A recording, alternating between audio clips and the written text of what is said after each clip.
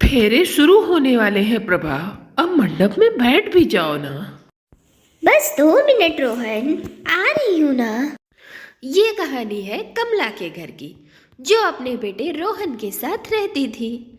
अब रोहन धीरे धीरे जवान हो रहा था, लेकिन कमला को इस बात की खबर लगती कि रोहन जवान हो रहा है, उससे पहले ही मोहल्ले की औरतों को रोहन की जवानी की फिक्र होने लगी थी।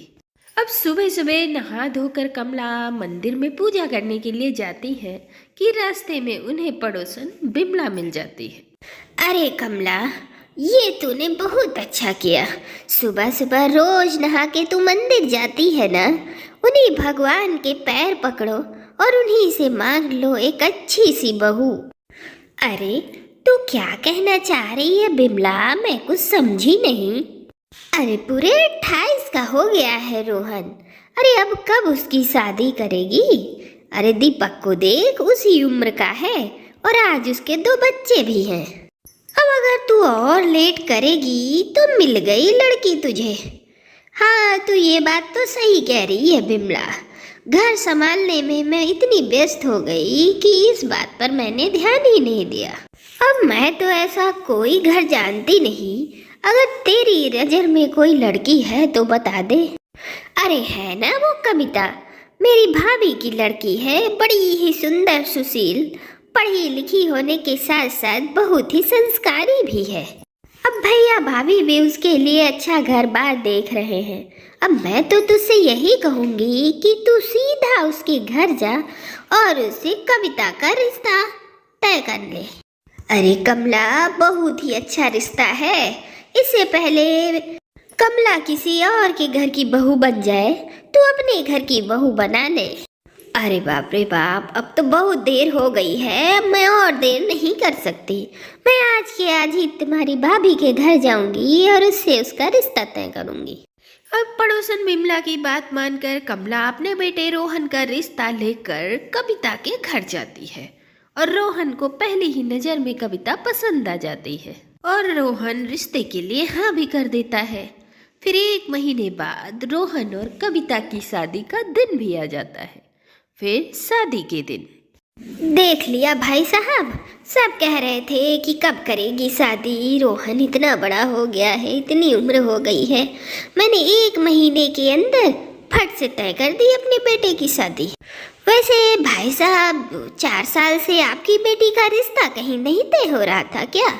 घूम घूम कर उसका बायोडाटा मेरे ही पास आ रहा है। अब रोहन की उम्र की तो बड़ी चिंता थी आपको, अब जरा अपने कमलेश की भी तो चिंता कर लीजिए। अरे कमला, चल अब बाद में इन मोहल्ले वालों को ताना देना। मंडप में जल फेरों का वक्त हो रहा है, मुहूर्त निकला जा रहा है, फिर मारती रहना ताने सबको। फिर कमला बाकी मोहल्ले वालों के साथ मंडप में पहुंचती है। अब मंडप में पहुंचकर कमला देखती है कि रोहन तो मंडप में पहुंच चुका है, लेकिन कविता सोफे पर आराम कर रही है। कभी वो अपना फोन चला रही है तो कभी बैठकर कॉफी पी रही है। अब फेरों का वक्त भी हो गया है कविता, अब आकर बैठ भी जाओ। बस 2 मिनट रोहन, आ रही हूँ ना, बस कॉफी खत्म ही होने वाली है। अब अपनी बहू की ये बातें सुनकर कमला हक्की पक्की रह जाती है, लेकिन माहौल की नजाकत को देखते हुए वो कहती है, अरे कविता, पहले फेरे तो ले ले बेटा, उसके बाद ही कॉफी पीते रहना है। अगर हड़बड़ी में लड़की देखी जाए तो ऐसा ही होता है। अभी तो फेरे हुए भी नहीं और बहू के इतने नखरे। 2 कदम चलकर मंडप में जाना है, वो भी नहीं हो रहा है।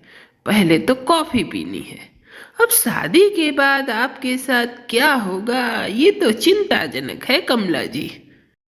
और किसी तरह कविता और रोहन की शादी संपन्न हो जाती है और कविता बहू बनकर घर आ जाती है। अब नई बहू को कोई काम करने को बोले तो कैसे? अब शुरुआत के हफ्ते भर तो ऐसे ही निकल जाते हैं, क्योंकि कविता को कोई काम करने को कहता नहीं। लेकिन 6वें दिन जब कविता नाश्ता कर रही थी, अरे बहू, जरा नमक देना तो। अब अपनी सास की बातों का ध्यान न देकर हाथ में गर्म पानी का ग्लास लिए कविता इधर उधर घूमती रहती है। इतनी गैस कैसे बन गई? रात में तो ऐसा वैसा कुछ खाया भी नहीं। रात के 11 बज रहे हैं, जल्दी से फ्रेश हो लेती हूँ। अरे जरा नमक तो देना बहू, कहाँ है तू? अब सोफे पर पैर चढ़ाकर कविता आराम से बैठ जाती है। अरे देती हूँ मम्मी जी, बस 2 मिनट। अब कविता के 2 मिनट पूरे होते होते कमला का तो सारा खाना ही खत्म हो जाता है और अपना गर्म पानी का सारा गिलास खाली करने के बाद कविता उठती है और किचन से नमक लेकर आती है। अरे अब लेके आई है? खाली नमक खाऊं क्या बहू? मैंने नाश्ता तो कर लिया। अब तू जा जा अपना गर्म पानी पी बैठकर। जा और अपने पेट की गैस खत्म कर। ओके मम्मी जी। अब सासू माँ की बातों का कविता पर कोई असर नहीं हो रहा था, क्योंकि उसके हिसाब से जो कविता कर रही थी वो बिल्कुल सही था। आज शादी के पूरे 10 दिन बाद कविता रसोई में जाती है और पूरा 2 घंटे सोचने के बाद वह पानी उबालती है। अरे बस बहू बस, तू रहने ही दे। ना जाने इतनी देर से तू किस चीज की तैयारी कर रही है। अरे कौन से बाराती आने वाले हैं? अरे हमें तो एक दाल सब्जी चाहिए। अरे दाल सब्जी में क्या है मम्मी जी? मैं तो शादी में बनने वाला पुलाव बनाने की सोच रही थी और उसके लिए ना मम्मी जी बड़े वाले चावल चाहिए, 200 रुपए किलो वाले। और ये जो घर के चावल हैं ये बहुत छोटे छोटे और टूटे हुए हैं और मटर का भी सीजन आ ही गया है, तो मैं सोच रही हूँ मंगवा ही लेती हूँ। अरे बहू, जिस तेजी के साथ तू पानी उबाल रही है ना, उस हिसाब से तो लग रहा है तू जो बनाएगी वो हमें कल ही जाकर मिलेगा। अब इतनी देर में मैं कम से कम सबके लिए दोपहर का खाना ही बना लेती हूँ। अब जा जा और अंदर से आटा ला कर दे। अब कविता आटा लेने अंदर तो जाती है, पर पूरे 10 मिनट तक बाहर नहीं आती। अरे बहू, आटा लेने गई है या गेहूं पिसा कर ही लाएगी? अरे वहीं सामने तो रखा है टंकी में आटा, जरा आंख खोल कर देख। अरे लाइट तो ऑन कर, तब आटा दिखेगा। हाँ हाँ मम्मी जी, मिल गया है, बस 2 मिनट। अब बेचारी कमला खुद ही भंडार गृह में जाती है और आटा लेकर बाहर आती है और रोटियां बनाना शुरू कर देती है। बहू, जब तक मैं रोटियां बना रही हूँ तू फटाफट सब्जी काट ले। अब सासू माँ रोटियां बना रही होती हैं और कविता सब्जी काट रही होती है। अरे बहू, जरा चिमटी पकड़ा तो। मैं भी पागल हूँ, किससे सामान मांग रही हूँ? अरे बैठी रह तू, मैं खुद ही ले लूंगी। अब कोई भी कविता से कहे काम और कविता समय से काम कर ले ये हो ही नहीं सकता। अब रोहन बाथरूम में जाता है और हड़बड़ी में वह टॉवल ले जाना भूल जाता है और अंदर से वह कविता को आवाज लगाता है। अरे कविता प्लीज मेरी टॉवल और बनियान पकड़ा दो, मैं हड़बड़ी में भूल गया बाथरूम में लाने को। अरे कोई है, सुन रहा है या नहीं? अरे कविता कहाँ हो? मैं बाथरूम में हूँ यार, लेट हो रही है। अब रोहन बाथरूम से जोर जोर से आवाज लगाया जा रहा था, लेकिन कविता अपनी धुन में मगन रहती है। अरे मैं बेडशीट समेट रही हूँ रोहन जी, बस 2 मिनट। अरे बाबा जल्दी करो। अब मैं क्या करूँ रोहन जी, आप भी ना रोज रोज भूल जाते हैं। अब मैं बेडशीट तह कर रही हूँ, हाथ फंसे हुए हैं, जब हो जाएगा उसके बाद लेकर आ जाऊंगी। अब ये सब बात कमरे के बाहर से गुजर रही कमला सुन लेती है। इस लड़की ने तो हद कर दी है, अब इसके होश ठिकाने लगाने ही पड़ेंगे। अब कमला टॉवल ले जाकर बाथरूम में अपने बेटे को पकड़ाती है, पर इस बार कमला ने तय कर लिया था कि इस बार वह कविता के होश ठिकाने लगा कर ही रहेगी।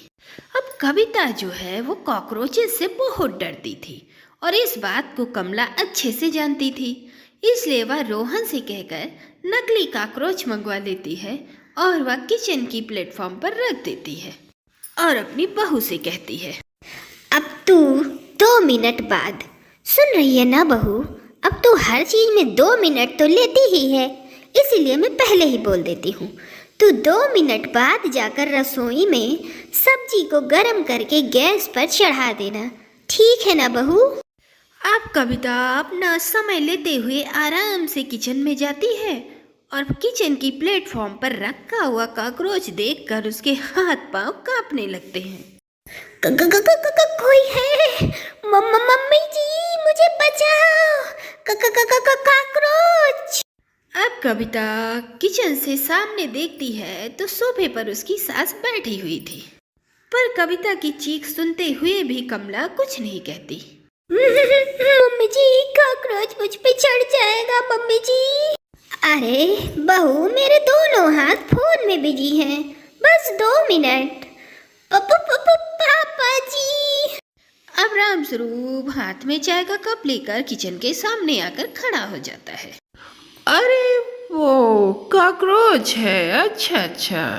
पापा जी कॉकरोच मेरे ऊपर चढ़ जाएगा, पापा जी मुझे बचाइए।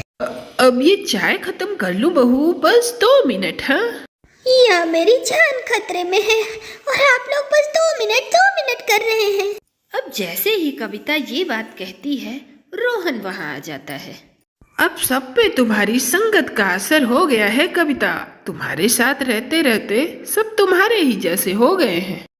रोहन आप आ गए, प्लीज प्लीज रोहन मुझे बचाओ, इस कॉकरोच को यहाँ से हटाओ। वो मैं बाथरूम का नल खुला छोड़कर आ गया हूँ कविता, बस मैं उसे 2 मिनट में बंद करके आया। हाँ बस 2 मिनट। अब सबका ऐसा रवैया देखकर कविता समझ जाती है कि वो सबके साथ क्या करती थी। अरे फाड़ में जाएगी 2 मिनट। 2 मिनट बाद जब किसी को मदद ही नहीं मिली तो कोई अचार डालेगा क्या इस 2 मिनट का? और फिर तभी कमला रसोई के अंदर आकर उस नकली कॉकरोच को उठाकर बाहर फेंक देती है। अब जब घर के ही लोग आपको 2 मिनट करके फंसा दें तो ऐसे लोग किस काम के, है ना बहू? I am so sorry mummy ji, मुझसे बहुत बड़ी गलती हो गई। अब मैं सब समझ गई हूँ, अब मैं कभी 2 मिनट नहीं कहूँगी। और फिर इस तरह से कमला अपने घर को और अपनी बहू को लाइन पर ला देती है।